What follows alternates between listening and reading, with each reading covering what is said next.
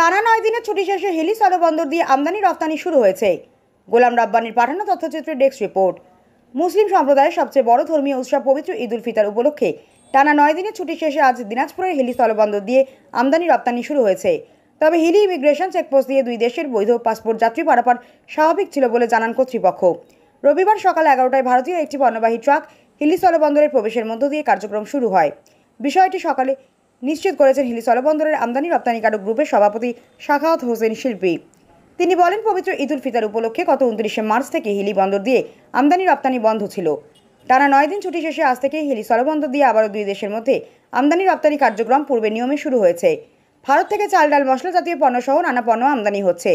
এদিকে হিলি ইমিগ্রেশন চেকপোস্টের officer incharge OC Ariful Islam বলেন, পবিত্র ঈদ উল ফিতর উপলক্ষে টানা 9 দিন হিলি স্থলবন্দর দিয়ে আমদানি রপ্তানি বন্ধ ছিল।